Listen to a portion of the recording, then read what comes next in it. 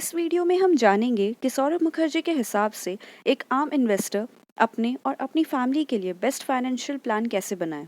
Buy flats, buy gold, put your money in FDs and so on. That's traditionally been the mode of savings. That's what our parents' generation did.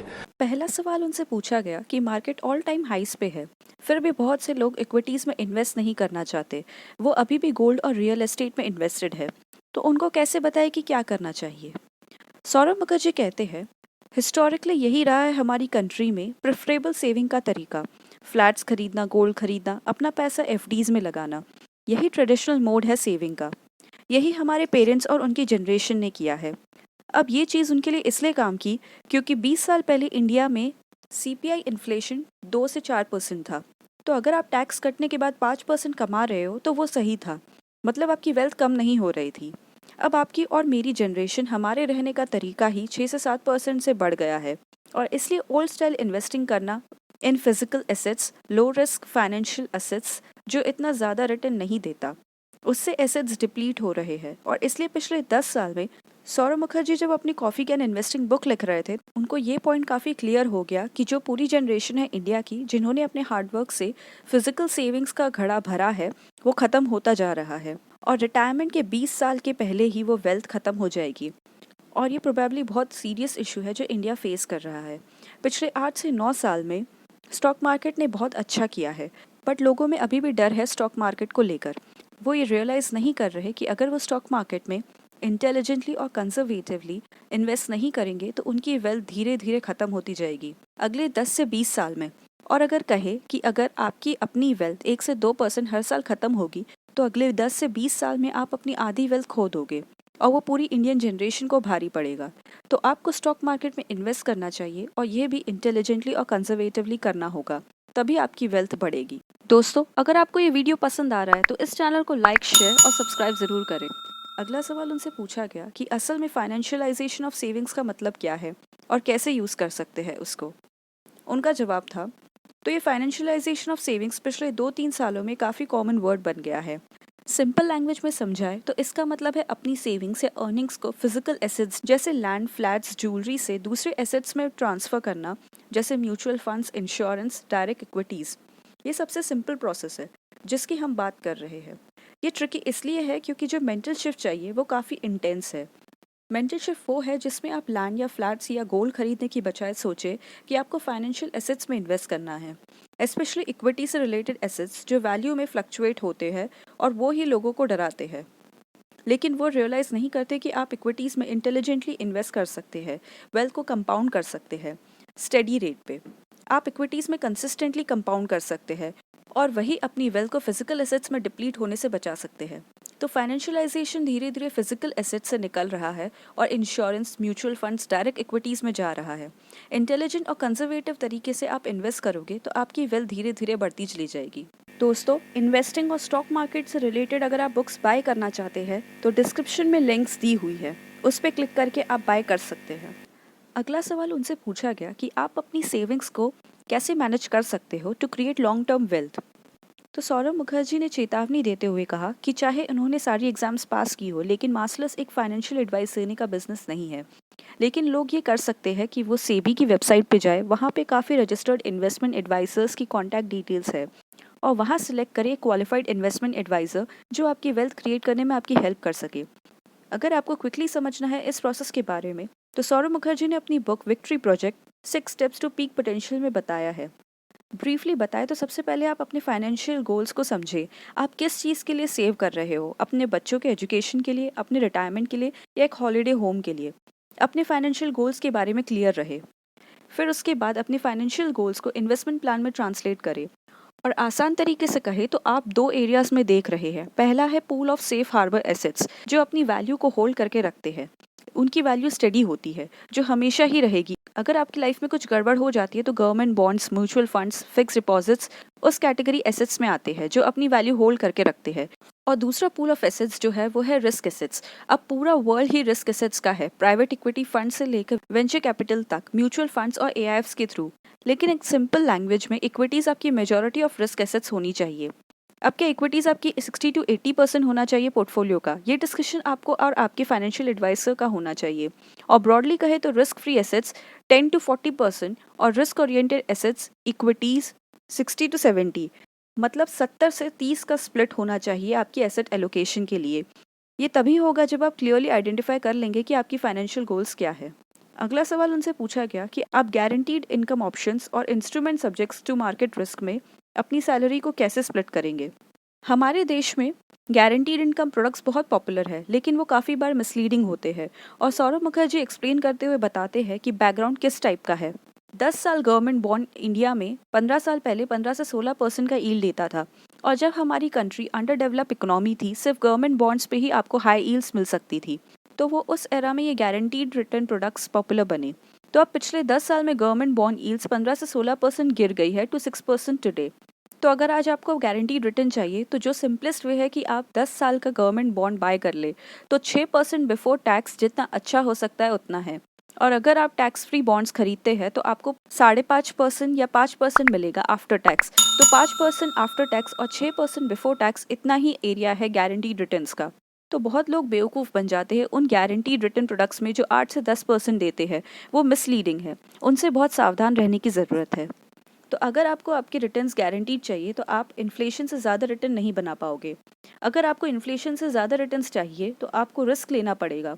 हम एक socialist economy से move होकर एक free market economy की तरफ बढ़ गए हैं। और अगर आपको अपने लिए वेल्थ क्रिएट करना है तो ऐसा कोई रिस्क फ्री वे नहीं है जिससे आप बहुत ज़्यादा वेल्थ बना सकते हो। आपको रिस्क लेना ही होगा। चैलेंज या स्किल वो है कि आप रिस्क लेते कैसे हो in a conservative and intelligent manner, ताकि आपकी वेल्थ बढ़े। तो ये पूरा स्किल है इक्विटीज़ में इंटेलिजेंटली इन्वेस्ट करने का। तो आपके risk free products, government bonds, fix deposits आपको 5 से 6% रिटर्न देंगे। वो सेफ हार्बर पार्ट है।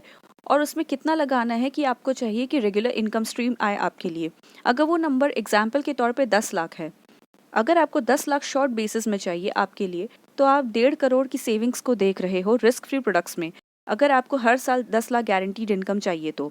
उसके अलावा अगर आपको रिटर्न्स इन्फ्लेशन से ज़्यादा चाहिए तो आपको रिस्क लेना होगा, जो सौरभ मुखर्जी ने अपनी बुक अनयूजुअल बिलियनियर्स में बताया है कि आप कैसे एक इक्विटी पोर्टफोलियो बना सकते हैं जिससे आपको लगातार कंपाउंडिंग मिलेगी।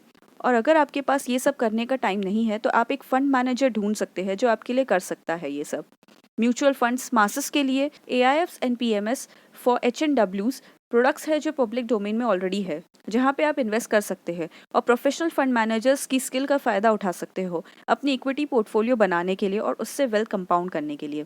अगला सवाल उनसे पूछा गया कि आप कैसे किसी फंड मैनेजर पे ट्रस्ट कर सकते हो अपनी सेविंग्स को लेके, या खुद मैनेज करें। उनका जवाब था, बहुत लोगों के पास इंपॉर्टेंट डे जॉब्स होती है, उनके पास इतना टाइम नहीं रहता कि वो एनुअल रिपोर्ट्स पढ़ सके, क्वालिटी ऑफ अकाउंट्स और फ्रेंचाइजी को एक्सेस कर सके, और इसलिए ज़्यादातर लोगों को म्यूचुअल फंड के जरिए इक्विटीज़ में इन्वेस्ट करना बेस्ट वे है। फाइनेंशियल एडवाइजर्स जो है वो आपको बताएंगे कि कौन से म्यूचुअल फंड सही है आपके लिए। सौरभ मुखर्जी ने अपनी बुक कॉफ़ी कैन इन्वेस्टिंग में भी बताया है कि इंडेक्स फंड्स में इन्वेस्ट करने का फ़ायदा क्या है, जो आपको निफ्टी और सेंसेक्स जितना रिटर्न ही देगा, और उनका कॉस्ट भी बहुत कम है। आप लो कॉस्ट म्यूचुअल फंड्स को देख रहे हैं जिनको इंडेक्स फंड्स बोलते हैं, जो आप कंसिडर कर सकते हैं इक्विटीज़ में एक्सपोजर लेने के लिए, वो भी कम पैसे में। High quality mutual equity mutual funds है हमारे देश में, लेकिन उसके लिए आपको एक एडवाइज़र के साथ वर्क करना होगा, खुद से एक वाइल्ड गेस करने के बजाय। उसके अलावा अगर आप 50 लाख से ज़्यादा इन्वेस्ट कर सकते हो तो सेबी ने PMS services portfolio management services बनाई है उन लोगों के लिए जो एक बार में 50 लाख से ज़्यादा इन्वेस्ट कर सकते हैं। और अगर आप 1 करोड़ से ज़्यादा इन्वेस्ट कर सकते हो तो सेबी ने ऑल्टरनेटिव इन्वेस्टमेंट फंड बनाया है। तो बहुत अलग अलग तरीके हैं प्रोफेशनल फंड मैनेजर्स की सर्विसेज लेने के, वो भी आपके बजट में। और अगर आपको ज़्यादा पैसे नहीं देने, लो फीस देनी है, तो इंडेक्स फंड्स कंसिडर करिए। अगला सवाल उनसे पूछा गया कि डेट इंस्ट्रूमेंट्स में लोगों की अवेयरनेस बहुत कम है, उसके बारे में थोड़ा एक्सप्लेन कीजिए। उनका जवाब था, debt instrument specifically debt mutual funds actually बड़ी एसेट क्लास है, बहुत डाइवर्स एसेट क्लास है। आपके पास रिस्की म्यूचुअल फंड्स है जिनको क्रेडिट रिस्क फंड्स बोलते हैं, आपके पास लो रिस्क म्यूचुअल फंड्स है जिनको short term debt funds, liquid funds बोलते हैं। अगर आपको डेट म्यूचुअल फंड्स में इन्वेस्ट करना है जो हायर यील्ड्स दे रहे हैं जैसे 7 से 9%, तो सजेशन यही रहेगा कि आप एक प्रोफेशनल एडवाइस ले। अगर आपको प्रोफेशनल एडवाइस नहीं चाहिए, आपको खुद को डेट म्यूचुअल फंड्स में इन्वेस्ट करना है, तो आप गवर्नमेंट बॉन्ड म्यूचुअल फंड्स देखिए। वहाँ बहुत बड़े अच्छे चल रहे गवर्नमेंट बॉन्ड म्यूचुअल फंड है जो सिर्फ गवर्नमेंट ऑफ इंडिया के इशू किए हुए बॉन्ड्स में इन्वेस्ट करते हैं, या स्टेट गवर्नमेंट जो बॉन्ड्स इशू करती है उसमें। वो आपको गवर्नमेंट बॉन्ड जितनी ही यील्ड देगी। तो एक long term government bond mutual fund आपको 6% के आसपास रिटर्न दे देगा, और ये लो कॉस्ट तरीका है जिससे आपको डेट कैटेगरी का एक्सपोजर मिल सकता है विदाउट टेकिंग क्रेडिट रिस्क। अगला सवाल उनसे पूछा गया कि क्या नेक्स्ट जनरेशन 50 साल की उम्र में रिटायर हो जाएगी, और पोस्ट रिटायरमेंट के क्या प्लान्स होने चाहिए to get regular monthly income. उनका जवाब था, तो अगर आप कह रहे हैं कि आपकी और हमारी जनरेशन या नेक्स्ट जनरेशन 50 साल तक रिटायर हो जाएगी, तो अगर कोई 50 में रिटायर होगा तो उसको 35 साल की रिटायरमेंट ढूंढनी होगी इंडिया में, क्योंकि हमारी लाइफ एक्सपेक्टेंसी 85 ईयर्स की हो गई है। तो वो बहुत मुश्किल है। तो हम 50s में ही नहीं, हम 60s में भी काम करेंगे। जब तक हमारी जनरेशन 60s में एंटर होगी तो हम 60s तक बहुत अच्छे से काम कर लेंगे। तो हमारे पास 15 या 20 साल का रिटायरमेंट होगा। तो जैसे जैसे क्वालिटी ऑफ लाइफ इम्प्रूव होगी, मेडिकल केयर इम्प्रूव होगा, हम ज़्यादा काम करेंगे, जिसका ऑब्वियसली मतलब है कि हमको अपने आप को रीस्केल करना होगा। हमारी जनरेशन बहुत ऑनलाइन ट्रेनिंग ले रही है अपने आप को रीस्केल करने के लिए, ताकि वो जॉब मार्केट में बने रहे। इससे ही जुड़ा रिटायरमेंट प्लान है, और यहीं पे फाइनेंशियल प्लान आता है, जहाँ पे आपका registered financial advisor important role play करता है। आपको करना क्या है कि आपको पता करना है एक बार में कि आप किस एज में रिटायर होंगे। तो जब भी आप रिटायर हो तो आपको कितना एनुअल इनकम चाहिए। ऑब्वियसली ज़्यादा इनकम चाहिए तो ज़्यादा आपको पैसे बनाने की ज़रूरत रहेगी। अगर आपको ज़्यादा पैसे चाहिए रिटायरमेंट में, तो आपको उतना अभी से लेकर रिटायरमेंट तक सेव करना होगा। मिड 40s के लोगों के लिए इनकम का 30% सेव करना ज़रूरी है। और वो सेव कैसे करना है, वो जैसे पहले बताया कि कितना रिस्क फ्री एसेट्स में लगाना है, कितना इक्विटीज़ में जाएगा। तो आपको कितना पैसा सेव करना है वो इस बात पर डिपेंड करेगा कि आपको रिटायर कब होना है, और आपको पोस्ट रिटायरमेंट कितनी एनुअल इनकम चाहिए। और उसके बेसिस पे आप डिसाइड करो कि आपको कितने पैसे बनाने हैं, वो निकालो, जिससे आपको वो एनुअल अमाउंट मिले सेव करने के लिए। और फिर वो एनुअल सेविंग्स को 2 पार्ट्स में डिवाइड करना होगा, रिस्क फ्री एसेट्स और रिस्की एसेट्स। लेकिन जो हमारे पेरेंट्स की जनरेशन थी, lands, flat, gold, government bond, fix deposits में इन्वेस्ट करने की, सौरभ मुखर्जी को लगता है कि वर्ल्ड अब सिंपल नहीं रहा उतना। हम बीच की जनरेशन है, जहां हमारे बच्चे उस दुनिया में बड़े होंगे जहां इक्विटीज़ में इन्वेस्ट करना थ्रू मोबाइल फोन्स ऐप्स उनके नेचर में आ जाएगा। और हमारी पेरेंट्स की जनरेशन उस दुनिया में बड़ी हुई है जहां स्टॉक मार्केट्स को बहुत रिस्की अफेयर के जैसे देखा जाता है। हमारी जनरेशन एक ट्रांजिशन जनरेशन है। तो बहुत से लोग हैं 40s और 50s में जिन्होंने अभी तक अपना रिटायरमेंट पॉट नहीं बनाया है। जो भी पॉट है उनके पास, वो भी सही तरीके से एलोकेट नहीं किया गया है। वो कुछ ज़्यादा ही रिस्क फ्री एसेट्स और फिजिकल एसेट्स में है, बहुत कम इक्विटीज़ में है।